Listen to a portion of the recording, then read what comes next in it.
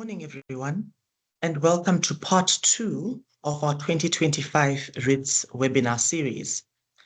We are waiting for more participants to join us. We are also waiting for one of our presenters to ensure that he's on board. And in the next couple of minutes, we'll be able to start our discussion. So thank you for your patience. Thanks for jumping in on time.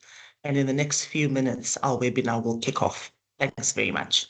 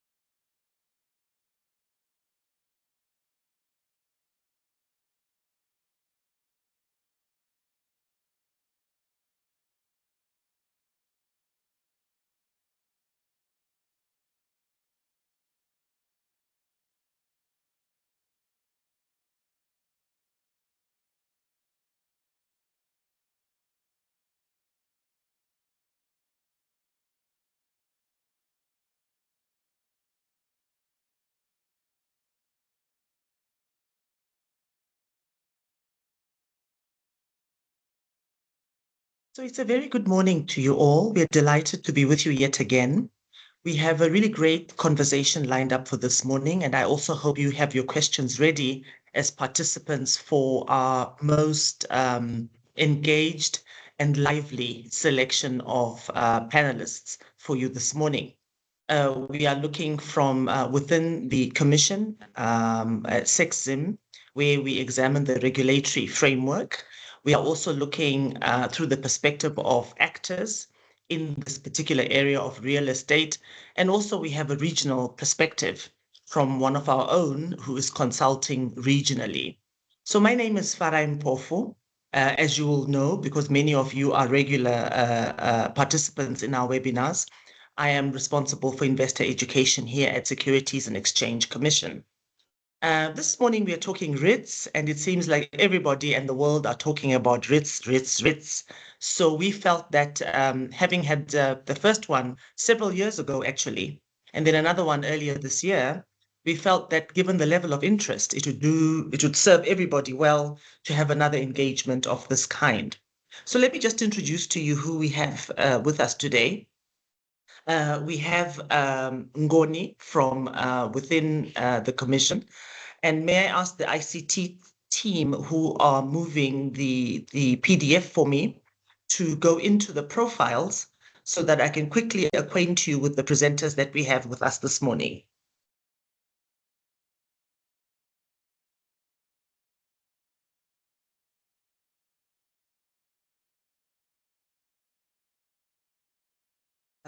Esmond and Tanaka, please can you move the PDF to Ngoni and Robert and then Kura so that I can quickly run through the bios for our presenters this morning.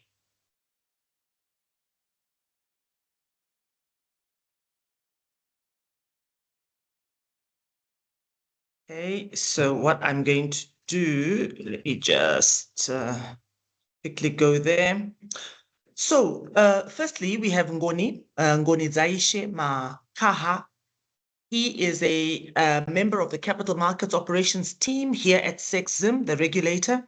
He serves as the principal officer responsible for asset management and collective investment schemes. And the REITs obviously falls under the CIS. Since real estate investment trusts fall under collective investment schemes, he plays a key role in their prudential oversight, and he works closely with the licensing team. He has a professional background in banking and investment management. Ngoni's presentation will be followed by Kura Chihota, who is not a new face to you. He's a regional property consultant with EXP South Africa, a global real estate investment firm with 90,000 professionals operating in the commercial, residential, and luxury markets in 24 countries. He's a former stockbroker with great Securities and has practiced in the field of real estate, from residential sales and brokerage, commercial and industrial asset management and portfolio strategy, and assembly for listed real estate companies in Botswana, South Africa, and Zimbabwe. He's a popular thought leader in the real estate space with regular appearances at regional property conferences, local radio stations, and investment webinars. He's a director of the African Real Estate Professionals Alliance, a Pan-African property organization promoting dialogue and promoting the interests of the property profession. Finally, we have Robert Mugonera. Robert is a seasoned investment professional with extensive experience in investment strategy and portfolio management. Holding a Master's of Science degree in Finance and Investments, he brings a strong foundation in portfolio management to his role of Head of Investments at Fidelity Life Asset Management.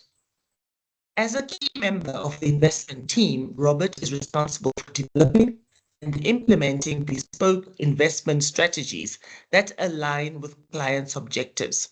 His in-depth knowledge of financial markets, coupled with a disciplined investment approach, has significantly contributed to FLAM's investment success. Throughout his career, Robert has successfully managed diverse investment portfolios comprising a range of asset classes, including fixed income, equities, property, and alternative investments for prominent financial institutions, asset management firms, and development finance organizations. That is the lineup we have for you today. And I do promise that in the next one, we will have women participants, and the gentlemen who are part of this panel have shared the names and details so that we have a more representative panel. And as I indicated, we'll be kicking off with Ngoni. Ngoni will provide us the framework that is being used by the Commission to look into this area of REITs. It's a very exciting area. It's an area that is pretty much exploding in our part of the world. Let's get the insights that we need so that we can make informed decisions as we go along. So my team should have stopped sharing to enable Ngoni to share his presentation. And when you're ready, Ngoni, please let us see you at least for a few minutes. Make sure you are muted and we can proceed to your regulatory framework presentation.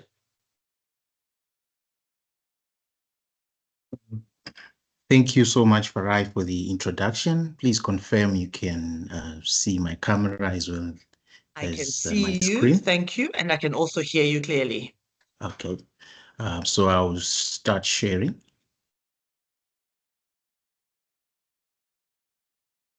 Right. I do have to acknowledge that I do find comfort in starting, given the star-studded lineup.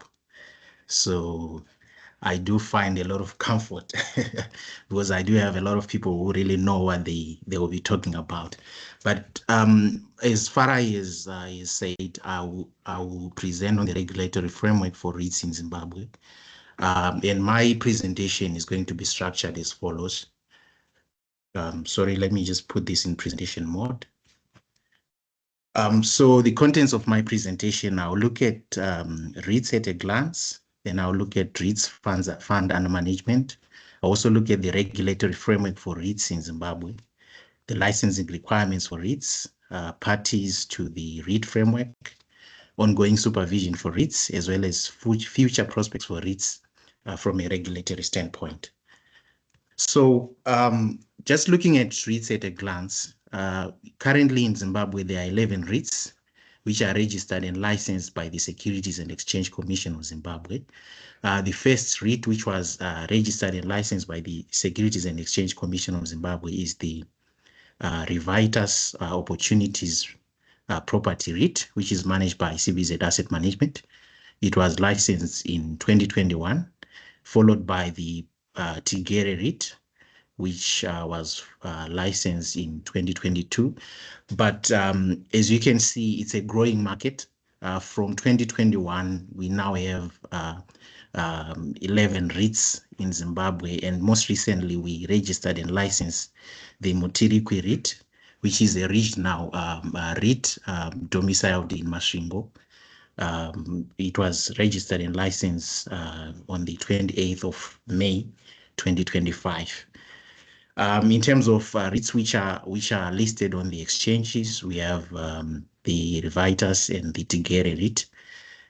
We also have the Ego REIT, which is listed on the Victoria Falls Stock Exchange. Then, looking at the REITs funds under management, as at 30 June 2025, REITs funds under management stood at 2.08 billion ZiG, which equates to 77.4 million USD. And this represents 51% of total collective investment schemes funds under management. So it's a growing market in terms of collective investment schemes. If you look, the first REIT was registered and licensed in 2021, but already REITs themselves are now commanding 51% of the total collective investment schemes funds under management. And REITs also constitute about 2.41% of the total asset management industry funds under management. And this graph just depicts the picture of REITs in the broader collective investment schemes industry. Now, looking at the regulatory framework for REITs in Zimbabwe, there was a general notice which was issued in 2020. That is the general notice 469 of 2020, and it classified a REIT as a collective investment scheme which owns or invests in property or real estates. So as such, REITs are governed by the Collective Investment Schemes Act, as well as subsidiary legislation and directives.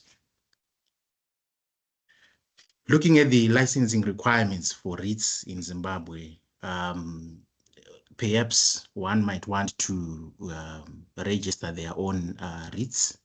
What do we require as a commission? There are several application documents that we require. There's what is called a completed form CIS1, which is just an application document. There's also the trust deed, the prospectus, and the lawyer's certificate. So these are the application documents that we require when one seeks to register a REIT in Zimbabwe. And the specifications for the trust deed and the prospectus are set out in Section 11 of the Collective Investment Schemes Act, as well as Statutory Instrument 172 of 1998. And on top of those requirements, we also require an application fee, including review fees for the prospectus and the trust deed. At the time of application, we also provide applicants with the CIS legislation, subsidiary legislation, and applicable rules, so that they fully understand the requirements of operating a collective investment scheme in Zimbabwe. In line with the SECZim Service Charter, I know Farai is very particular about the Service Charter. A collective investment scheme is required to be registered within 60 days of receipt of complete application documents. So if you do have your complete documents, in 60 days, you should have your REIT licensed by the Securities and Exchange Commission of Zimbabwe. Then I will then look at the parties to the REIT. So in essence, a REIT, there is what we call a promoter of the REIT. And in line with the Collective Investment Schemes Act, a REIT should also have a manager and a trustee.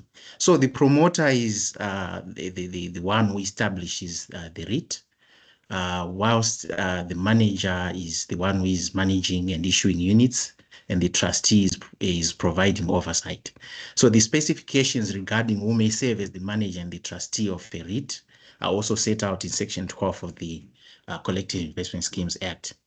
So I think this diagram would really give a picture of the parties to the REIT. So within the REIT, we have what we call the promoter. The promoter is the one who promotes the establishment of the scheme. Then we have the manager. The manager is responsible for management and control of the scheme, as well as issuance and redemption of units.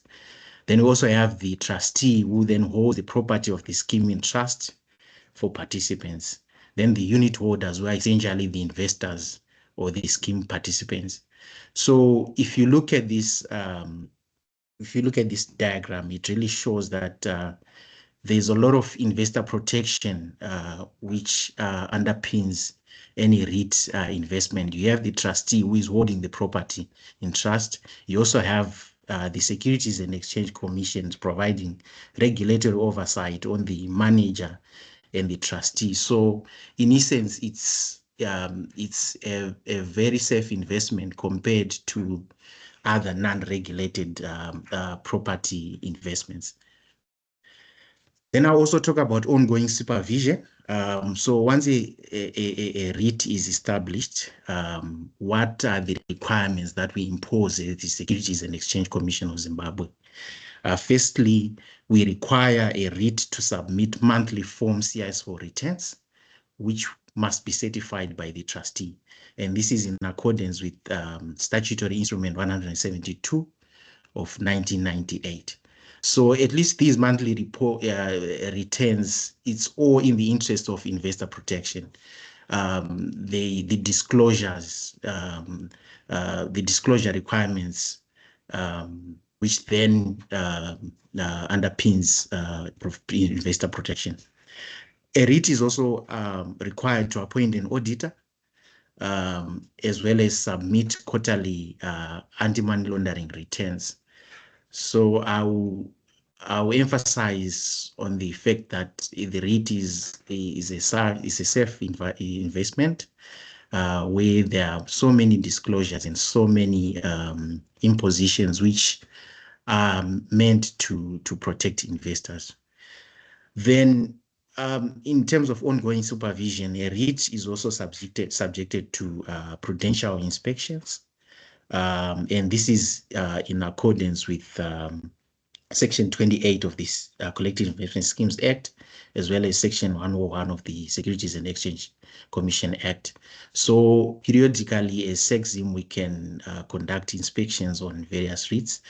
And this is just to make sure that they are conforming to the requirements of the Collective Investment Schemes Act, as well as to the trust deeds, to the contents of the trust deeds that would have been certified and agreed to by members.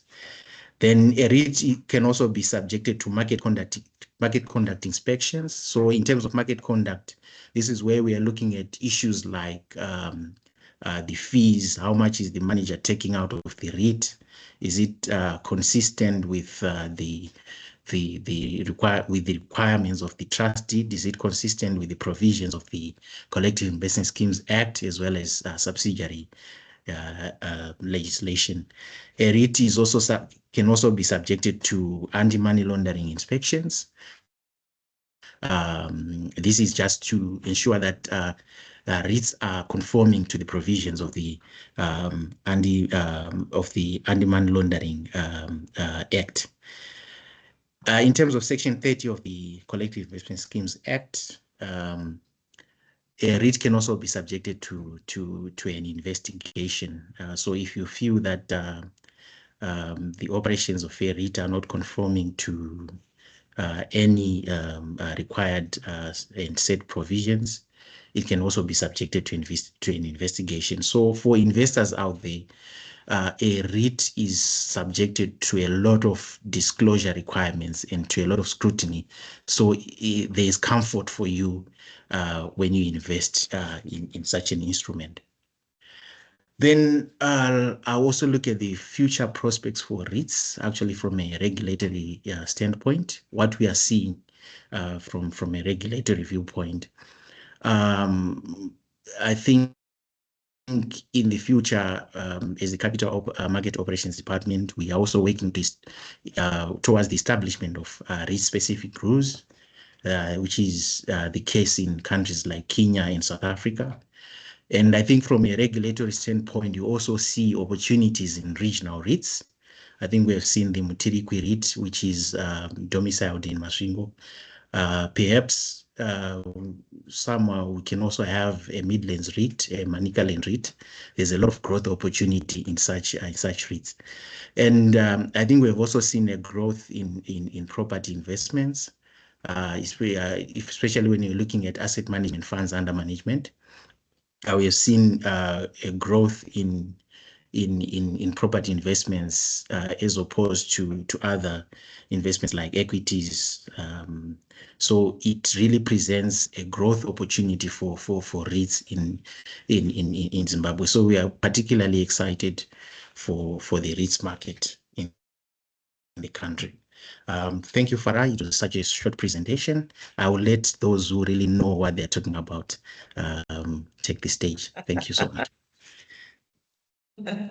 Thank you so much, Ngoni. Thank you so much for your presentation and your very cheeky comment at the end about those who really know what they're talking about. Let them take it away. And one of those who you've classified as persons really knowing what they're talking about also includes in his bio that he does some fairly popular things. So maybe let's transition then away from the regulator to market players, as it were, and be taken through a presentation by Kura, who I know is now online. And I would like Kura to please share his presentation and take us through. And I know that in the process of doing that, you will also tackle some of the perspectives that have been already brought by Ngoni during the course of his presentation. So Kura, please go ahead and share your screen, unmute, and take us through your presentation.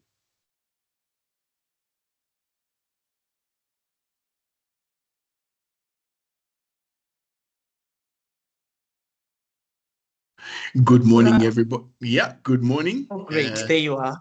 Yep. Do you want us to share from this end, Kura, or you're good to share from there?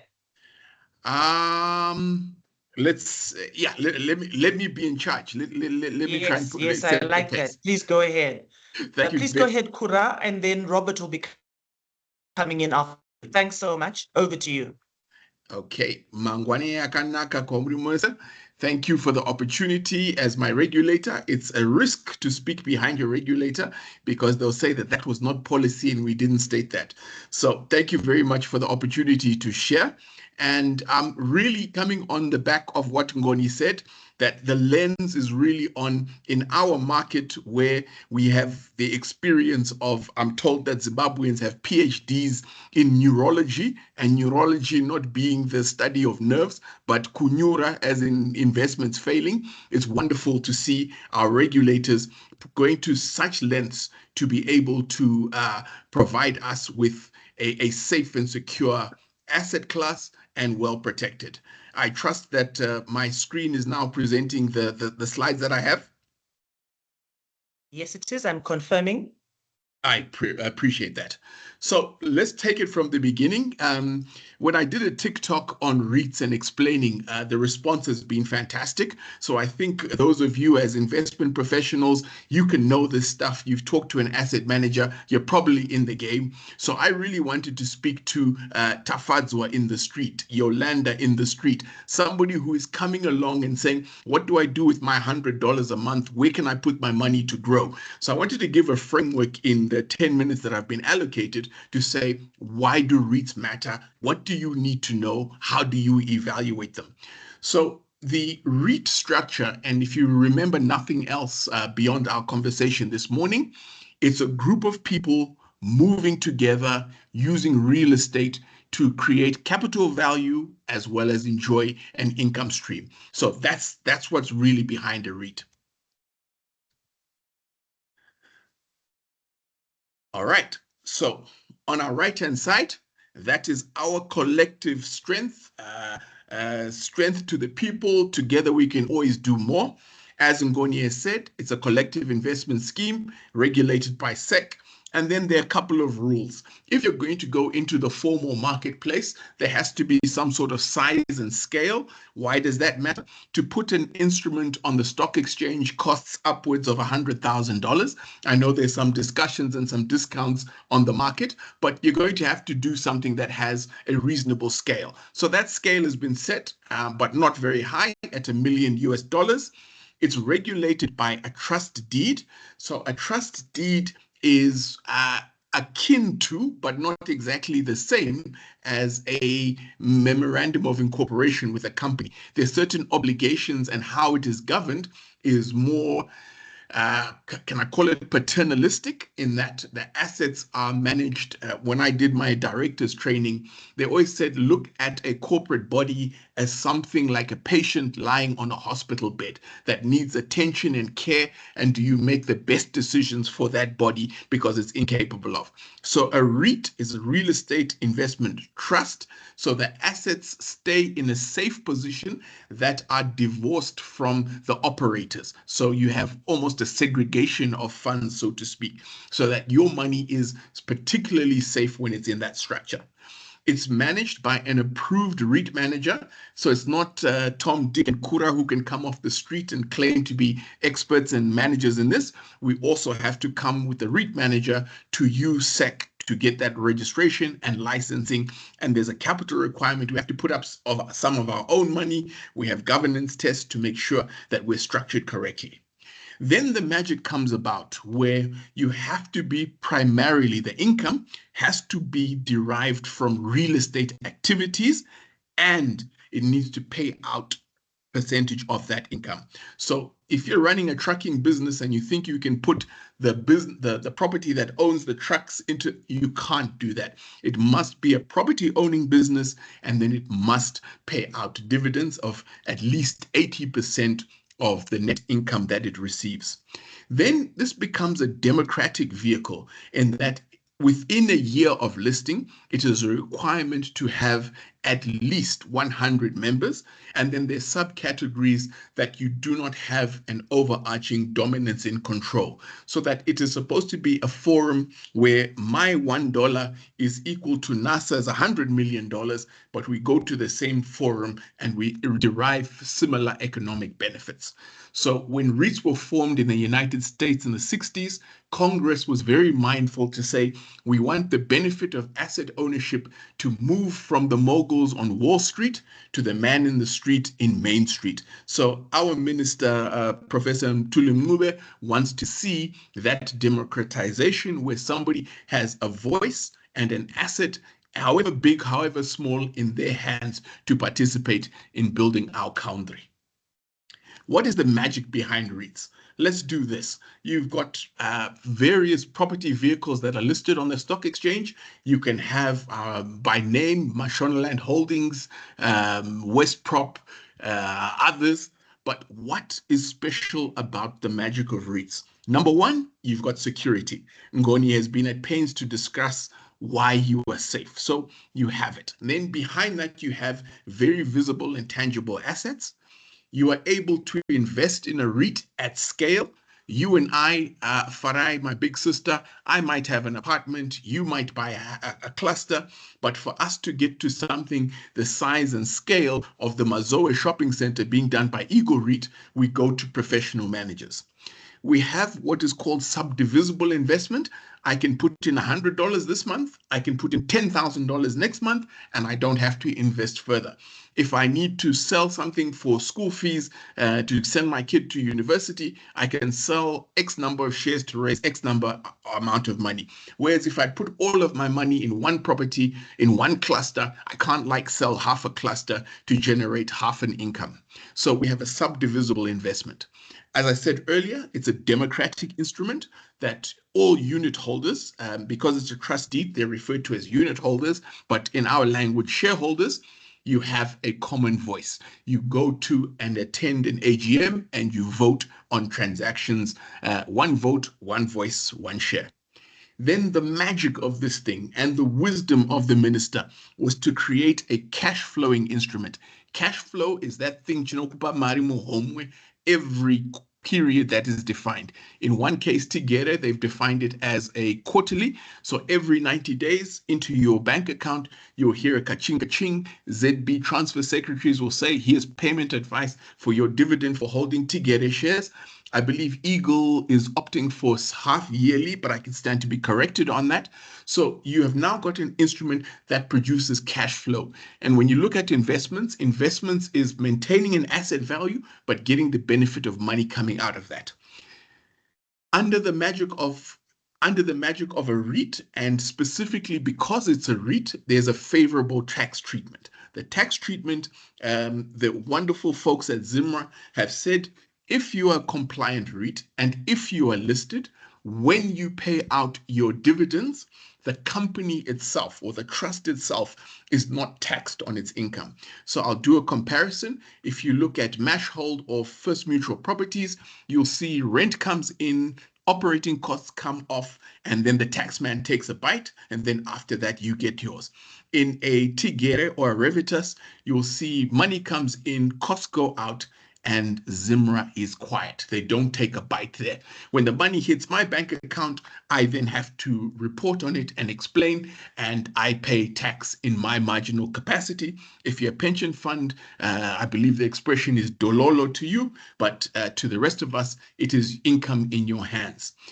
When you sell your shares that are listed on the stock exchange, Zimra also gave you a very favorable Christmas present there, that there is a small capital gains tax lower than what is available or what has historically been available when you sell securities in the marketplace. Transparency and professional management make REITs a wonderfully safe investment. That transparency, they're a listed company, they have to report on their results, they have to publish valuations. You can scrutinize all of the agreements because they're holding that money in trust for you. So you are able to go and see them, knock on their doors, know who your fund manager is, and get answers that you're looking for. Then you want to be in a space where your income is growing under the asset. So if you're owning shares, I'm using it by example, if you bought shares in Tigere Real Estate when they listed, you paid 28 ZWL for a share in a company that had $200 and something thousand in dividends. Fast forward to where we are now, I think it was the beginning of this month, we got paid our 11th dividend, and that dividend has grown from 200 and something to 500 and something. So you've got a growth in the income, you've got a growth in the underlying assets beneath. So how do we know which ones are great and which ones we want to put our money into? Look for the track record of the promoter. What have they done? That's going to build your confidence. Yes, in the financial markets, we'll always talk about past performance is no guarantee of future performance, but at least start there. Look to the valuations within the REIT.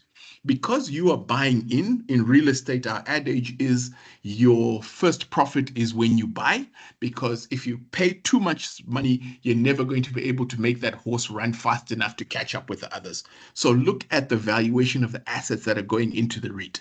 Then, as reasonable economic people, look at the business plan and the profile. What are they investing in? Where are the cash flows coming from? Who is the off-taker?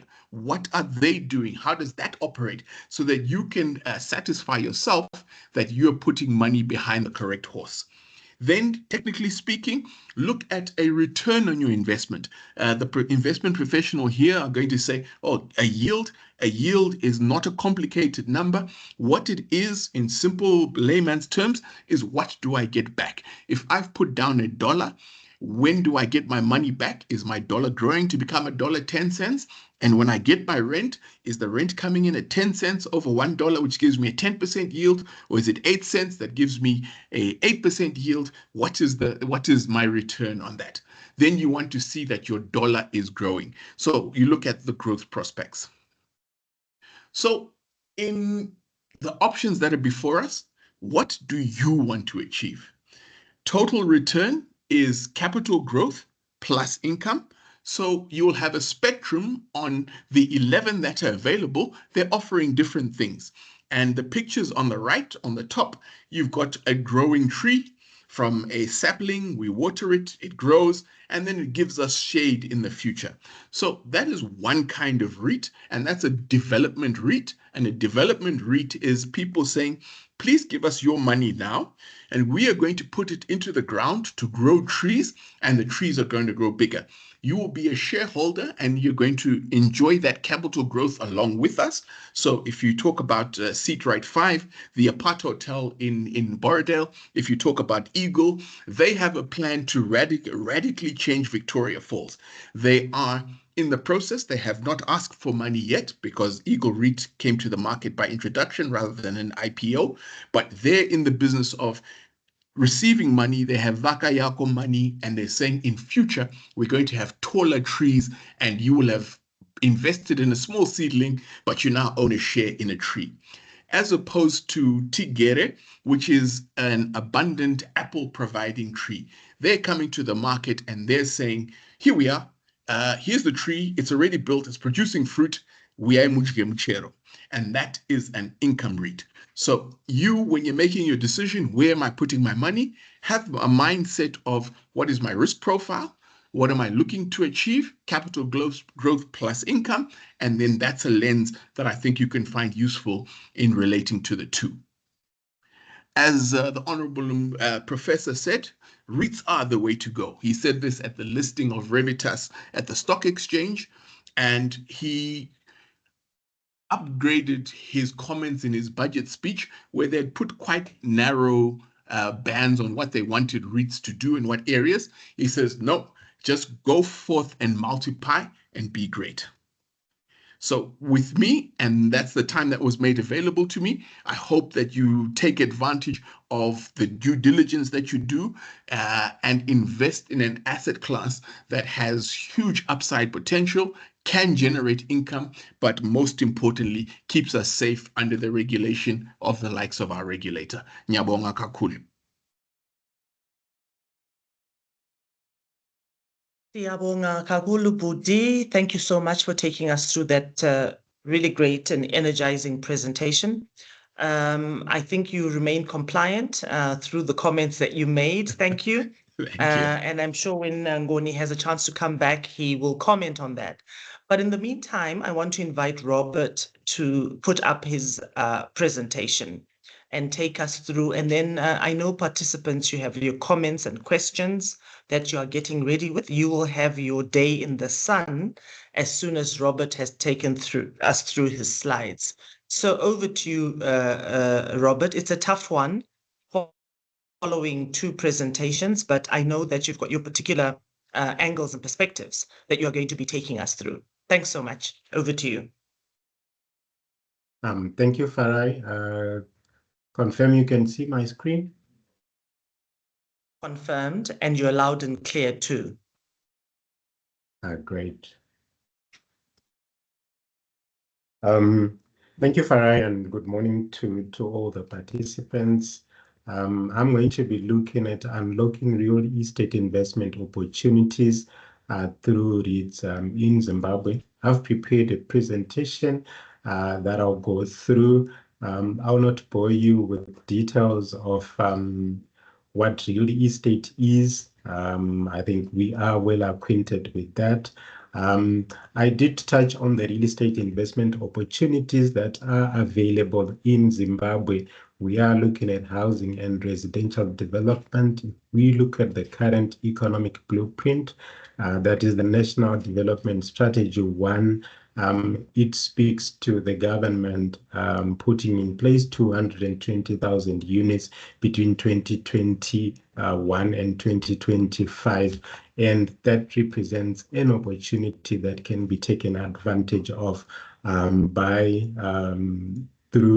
through REITs, by the private sector through REITs. We are looking at opportunities in student accommodation. We are looking at the densification thrust and all those presenting real estate opportunities in Zimbabwe. We also have opportunities as far as commercial and public building construction is concerned, where we are looking at the suburban office boom. We are looking at requirements for healthcare facilities. We are looking at opportunities as far as educational facilities are concerned. Container-based buildings presents opportunities as far as our real estate is concerned. We are all looking at ESG considerations and looking at green buildings as some of the opportunities that are available in our real estate space. And to support those developments, we are also looking at infrastructure development, road infrastructure, the construction of toll gates, rail infrastructure. All these are opportunities that are provided under National Development Strategy 1, as well as the infrastructure development for 2025 as published by the government. Further opportunities in tourism and hospitality. When you look at a town like Bulawayo, for example, there is no five-star hotel in our second biggest city, and they are looking at approximately 1,000 rooms as the shortage for the center. Recently, they held an investment conference and spoke to the sort of investments that they are looking for as far as the real estate space is concerned. In industry, again, we have opportunities for grade A warehouses. We have opportunities for factories, industrial parks, mixed use developments. So there is quite a lot of investment opportunities that are available. And how can we take advantage of these investment opportunities through REITs? We are looking at affordability as far as investment in real estate is concerned. So the one thing that REITs present is lower capital requirements. So traditionally, property investments require large upfront capital.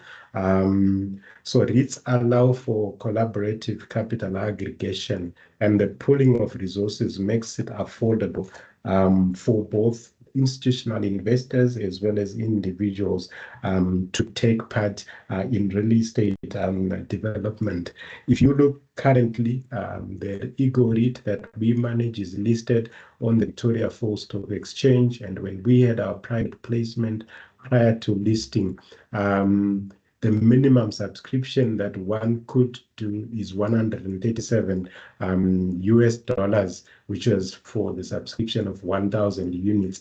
And that's affordable even to our retail investors.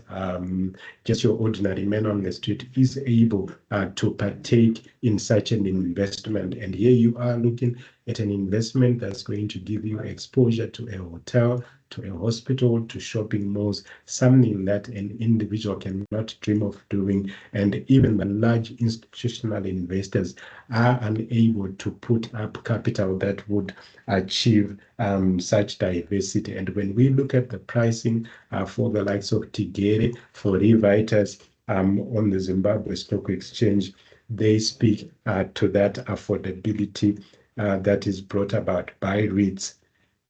REITs also make it affordable for both institutional and corporate investors and individual investors to invest in real estate through their liquidity and flexibility because of the listing that they have on public exchanges. So unlike direct property ownership, where should you decide to offload your property, it may take you up to a year to offload your commercial property. When we add the liquidity constraints that are prevailing in our market, but even outside those liquidity challenges that are prevailing, the disposal process is quite lengthy. You need to enter into agreements. You need to take those agreements through lawyers. There is the conveyancing process, and that comes at a cost. You need to visit ZIMRA for interviews related to capital gains tax. There is a need for you to obtain rates clearance. In the meantime, your funds are tied up in some trust account, and you may end up having to borrow to bridge a gap, and in the process incur interest cost. And all that does is reduce the return on your investment as far as property is concerned. But with the REITs, the liquidity and the flexibility within our markets operate on a T+3 cycle. So you are able to offload and realize the proceeds from your investment in just 3 days for a process where if you owned that property directly might take you up to 1 year And there is also flexibility in the sense that you can disinvest or realize part of your investment. So if you own 100,000 units in the Eagle REIT, you may decide to offload 30% of that, something that you cannot do if you own a whole building. You cannot dispose part of that building. Regular dividends also make it affordable to invest in real estate. Legislation as it is currently requires that we pay 80% of taxable income to shareholders as dividends annually. So this provides a consistent, a steady income stream, which you would get from rental income, but here you are getting those dividends without the hassle of property management, without the costs associated with property management. You also have access to professional management, and this applies to both institutional as well as private individuals, your retail investors. You don't need the professional management on how to acquire property, on how to draw up lease agreements. All that is done by professionals. All you simply need to do is place an order to buy your units through a stockbroker. They are tax efficient in the sense that REITs are exempt from income tax, so there is a saving, and more is then made available to investors through dividends.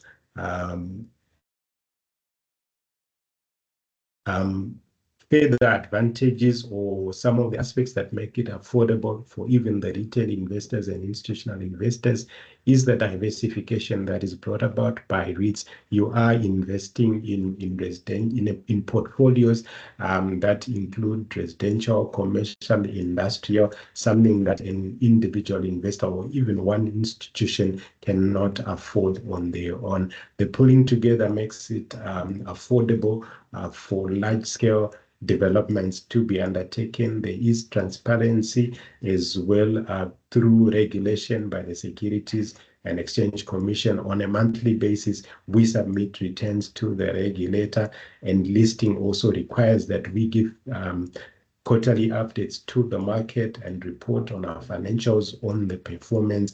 So all that safeguards the retail investors as well as the institutional investors, that you have a regulator that is watching over your instrument. For pension funds and insurance companies, direct investment in property increases your requirements as far as prescribed assets are concerned. But our instruments, the REITs that we currently have on the market, the Eagle REIT as well as Tigere and REITs, have been accorded prescribed asset status by IPEC and the Ministry of Finance. So what this means is that when you invest in a REIT, you are getting the added benefit of improving your prescribed asset compliance, and you are also while at the same time you enjoy the benefit of capital preservation that comes with property being the underlying asset. The economic impact of REITs, they contribute to GDP growth through real estate development and investment. They create employment. In Mazowe at the peak of construction, we had 200 people that were on site, and these included women. So we are alive to ESG considerations. And how do we unlock these real estate investment opportunities through REITs? We can take care of our housing backlog through the pulling together of resources that we talk about. So we have government on the one hand and local authorities. They have land. We have pension funds with the liquidity and the off-takers. We have insurance companies. We have ourselves as investment managers. We have land developers. So what you will realize is that when all these parties come together, the actual liquidity that is required then comes down, because the land developer is coming in with the machinery. Government or the local authority or the pension fund is coming in with the land. Ourselves as investment managers are coming in with the expertise in terms of structuring these, so we can address our housing backlog using REITs. There is need, in our view, for cooperation over competition if we are to progress with the REITs. So when we look at REITs, it is not necessary that every asset manager comes up with their own real estate investment trust, but we can work together as a market, the various stakeholders, and come up with the REITs that can help us take advantage of the opportunities that are existing in our market. You look at Tanzania, for example, they have what they call the Watumishi Housing Company REIT. And what it does is specifically focus on developing and managing affordable housing units in Tanzania. Their portfolio is currently around 40 million US dollars. And they've done significantly well as far as provision of affordable housing is concerned. A similar setup in Ghana, where they have the Ghana National Home Ownership Fund, a state-owned company, is addressing the home ownership challenge by providing financing solutions through REITs. They have a rent-to-own scheme that they've implemented and has been crucial. So similar setups can be done in Zimbabwe through collaboration of the various stakeholders that have an interest as far as housing development is concerned. We can also promote infrastructure rehabilitation through REITs by mobilizing private capital, pulling our resources together. Public-private partnerships are also a way that we can use REITs to improve the state of infrastructure in our market. If we look across in South Africa, for example, a Gautrain Rapid Rail Link project, an 80-kilometer rail public-private partnership project, which was developed to ease congestion between the Johannesburg and Pretoria corridor, is a result of a triple P arrangement. And the same can be done where we, the private sector, are coming in the form of a REIT.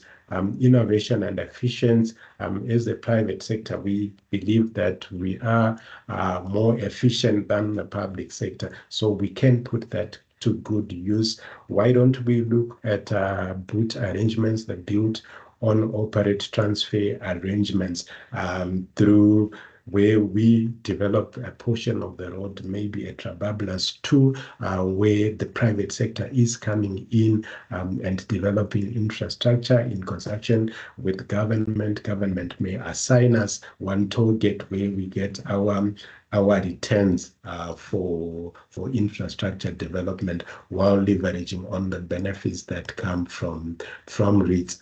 We can also use REITs to capitalize on government commitments that they've made. The government has spoken about its commitment to triple Ps. They've spoken about strengthening the public service pension fund to capitalize it so that it participates in transformative projects and housing across the country. We can leverage on that and to use that together with the REITs and undertake transformative projects.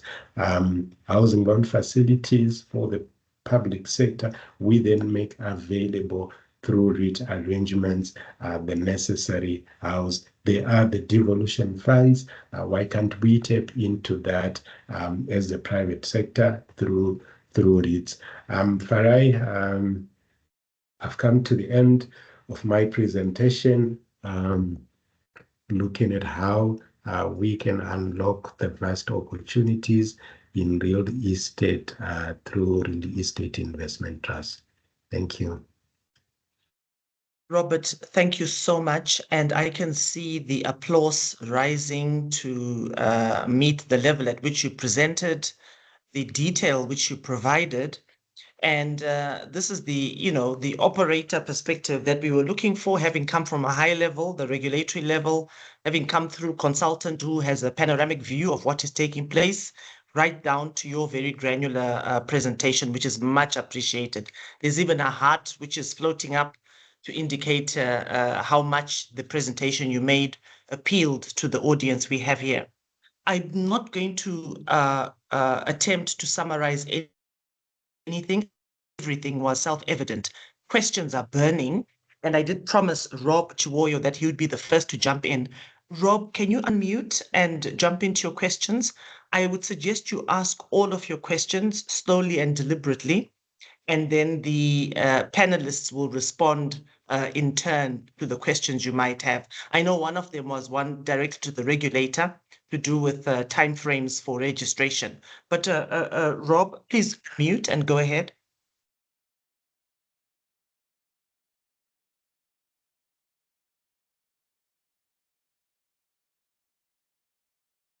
Rob, are you there? Can you unmute?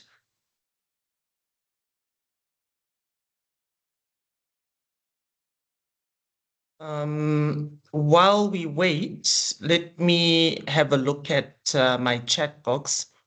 I think he may then have asked the questions in the... Can I have the full name of the person who's supposed to speak at the moment? Rob Chiwoyo.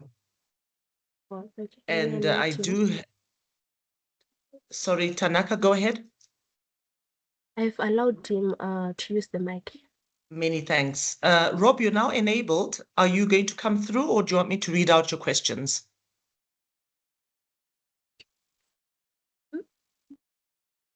Hello, Rob. Please mute ICT team. ICT team, please mute. Yes. Please mute. Rob, are you there? Okay, so Rob had asked a couple of... Are you there, Rob? Yes, I'm there. Please go ahead with your questions. Thanks for joining us. Yeah, so my first question was on where do I go to register for a rate, and then my second question was on how long does it take to register for this rate, and the third one, can a rate run different portfolios? Then the last fourth one, can I start the rate with 10 people, then additionally add more people with different portfolios? Thank you.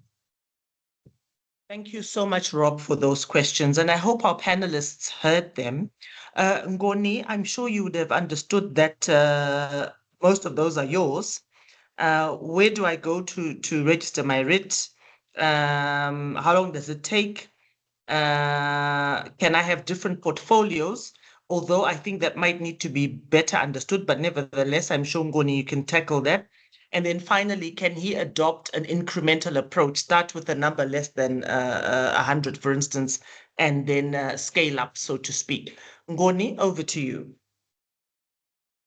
Okay, thank you so much, Farai, and thank you, Rob, for the questions. So, as I have alluded to earlier, REITs are registered and licensed in accordance with the Collective Investment Schemes Act. So that means that the Securities and Exchange Commission is the only authorized institution to register a REIT in Zimbabwe. So the other question, how long does it take? So you have all the application documents in place. You have a manager appointed, you have a trustee appointed, you have the trusted in place as well as the prospectus. According to our service charter, having received all complete application documents and application requirements, we are supposed to take not more than 60 days to approve an application. Then can a REIT have many portfolios? I would just say perhaps the trust deed is what really gives an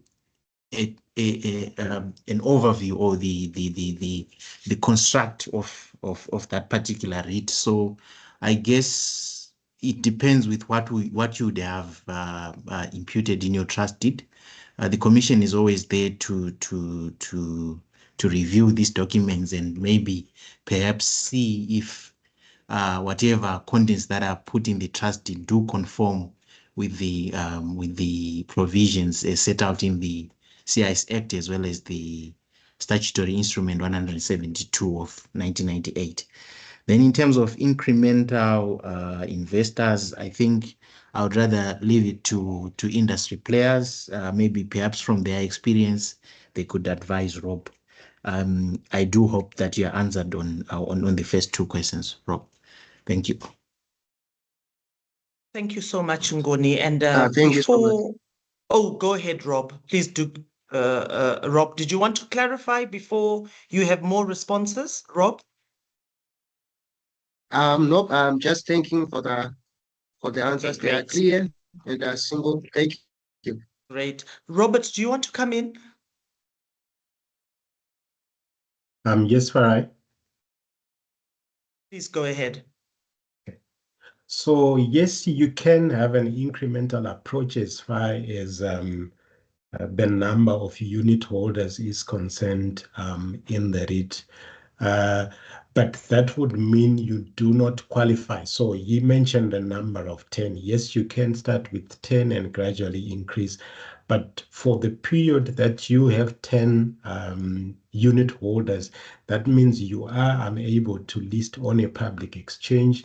And if you are unable to list on a public exchange, that means you cannot enjoy the tax benefit, the exemption from income tax, because primarily REITs are registered under the collective investment schemes, and that allows for as low as 10 unit holders or shareholders.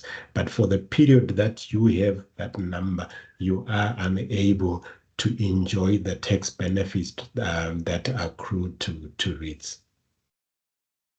Thanks, Farai. Robert, thank you for your response, and I think that's very clear. And I'm sure Rob has understood the guidance and the experience that you have been through. Big sister, can I just add on to that?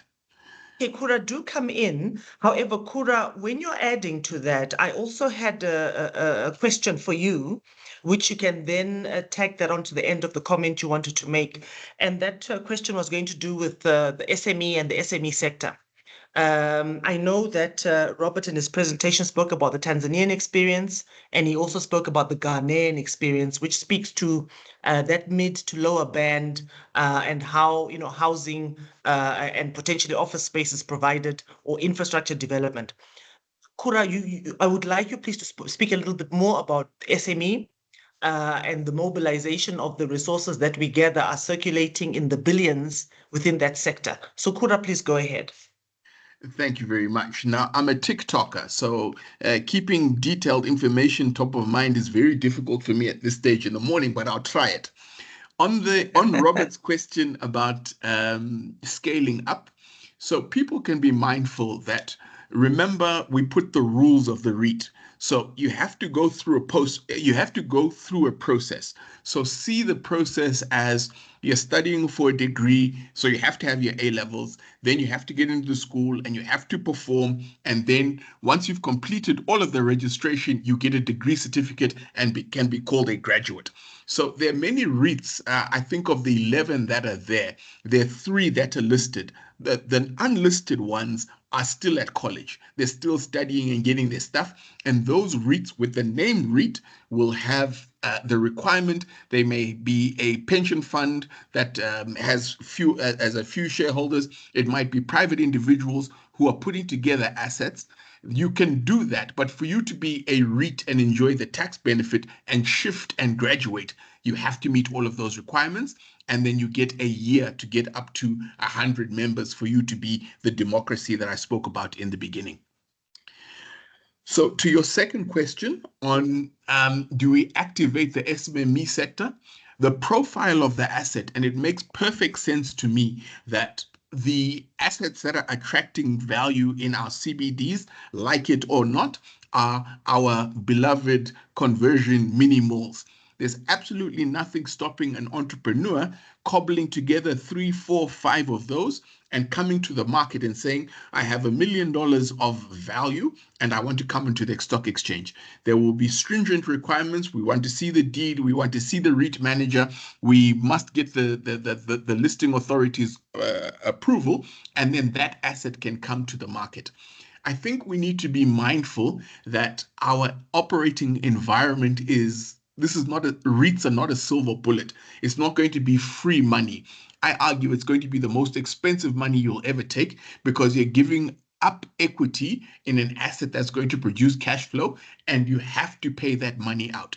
We have a listed property company that I think yesterday in their results or their half years, they said we're not paying a dividend.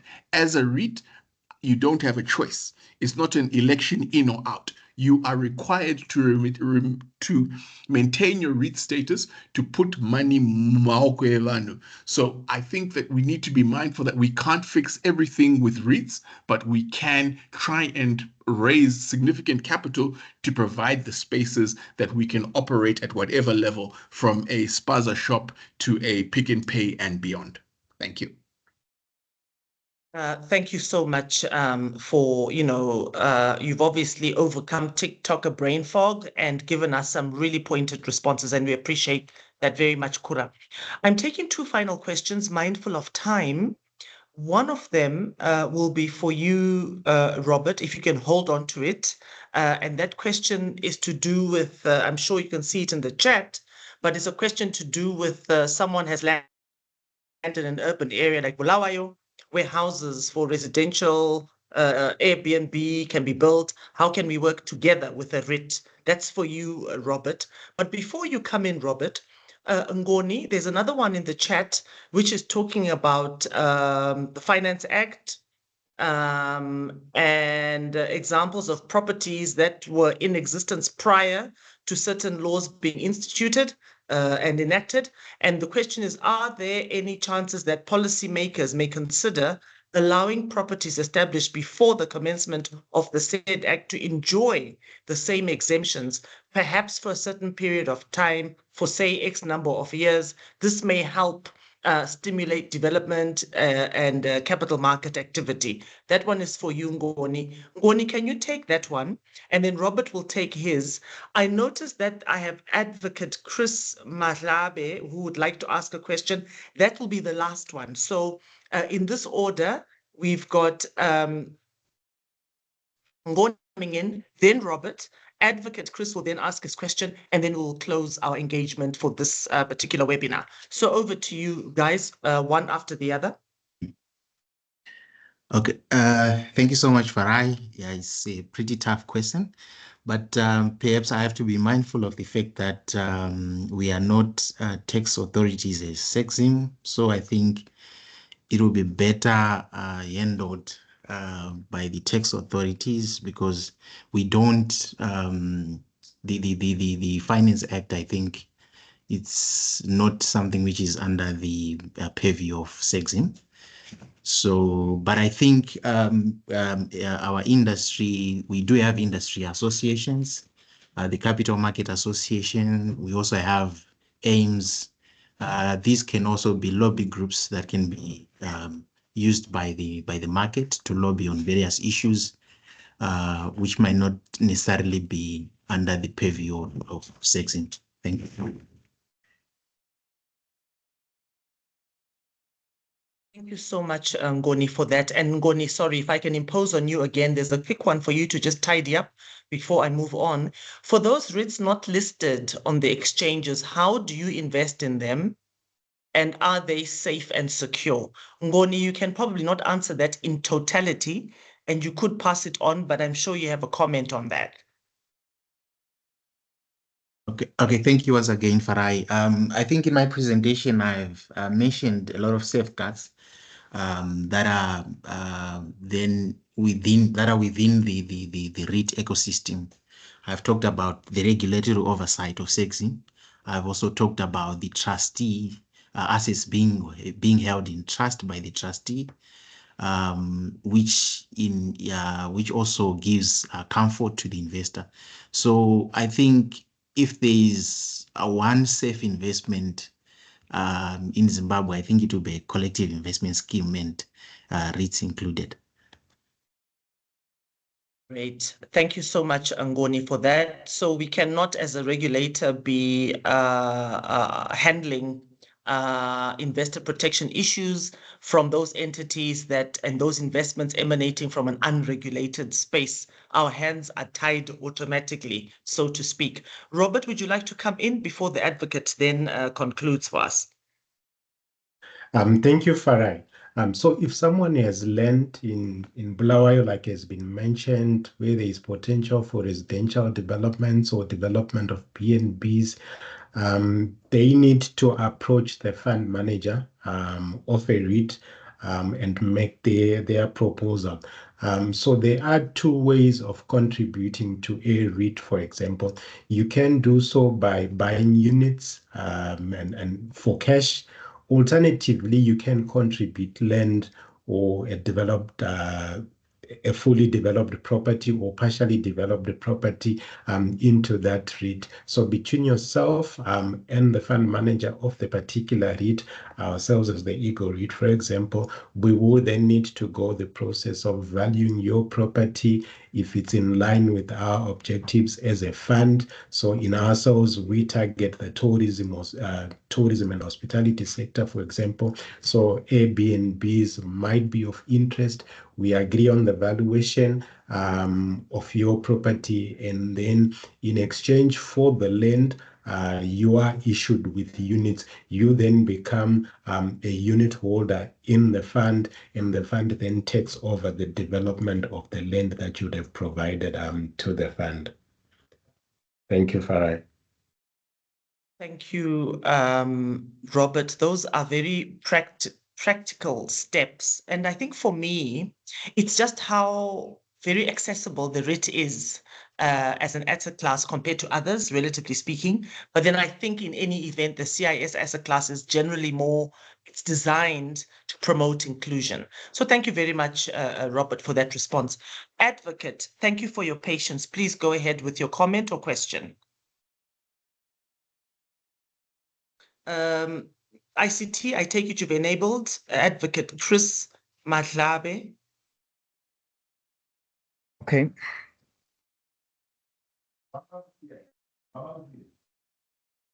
Advocate, are you there?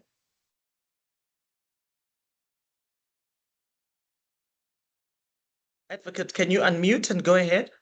Yeah, I've allowed the microphone. They can mute. Thank you. Okay. Yes. Good morning. Thank you so much. I was following the presentation. Mine, I think it's related a bit to the last question regarding the status of the REIT in the event that maybe it does not list.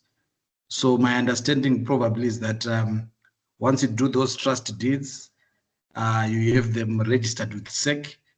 And at that point, you would have not been listed on any exchange, for example. So what happens? Do you have a time frame within which a REIT can lie dormant, for example, owning the property, but without taking that step to then list on an exchange? Does it remain a REIT forever, or it can probably transform to be a property fund where maybe it cannot be listed? I'm asking this question in the event that, for example, the promoters probably decide to change their strategy and say they may not need to list. Do they need to cancel that particular registration, or it can have some sort of transfer to be done to a different entity altogether? Advocate, thank you very much for following and contributing in this manner. Ngoni, would you like to respond to that as the last comment of the day? Yes, I thank you so much, Advocate, for the question on the listing of the REIT. My understanding would be it's not really a prerequisite to list. We do have some REITs which are not listed, but they do operate within the confines of the REIT framework. So it's really not a requirement to ultimately list a REIT.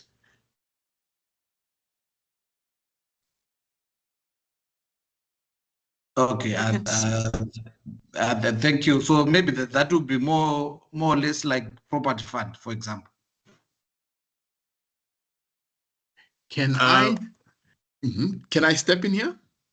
Sure. Yes, please do. Let me just establish if Ngoni doesn't want to come back again before you come in, Kura. Ngoni? Or maybe Kura can come in first. Great, Okay. thank you so much.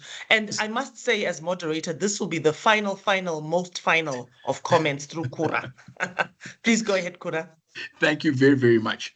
So let us understand the journey. And I tried to explain on the graduation. You can be at varsity and you can study, but until you've passed the degree and got a chartered accountant certification, CAZ, you're not a chartered accountant. Yes, you're an accountant, but you're not yet a chartered accountant.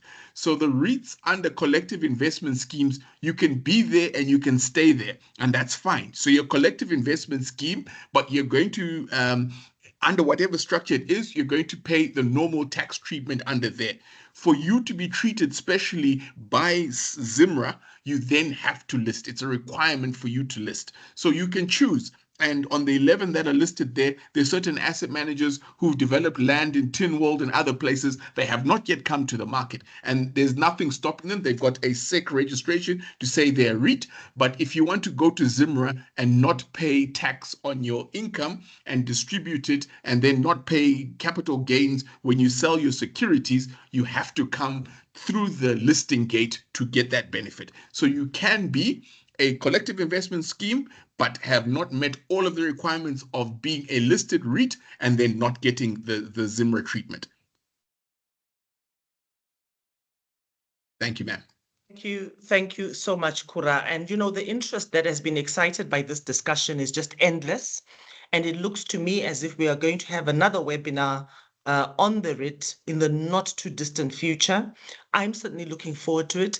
We may need to extend the time a little bit, is my suspicion, so that we can really relax into the issues and explore the various threads as we go through the issues that have been presented.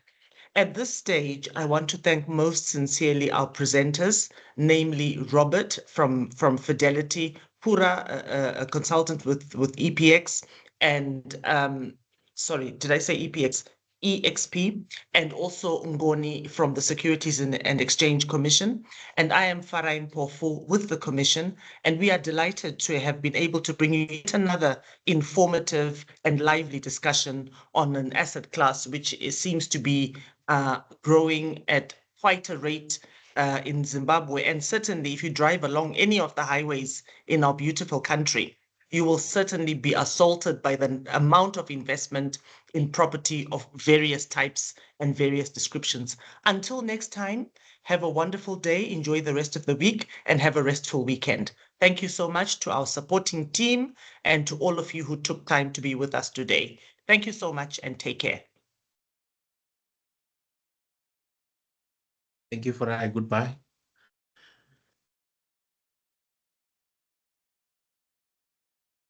Thank you.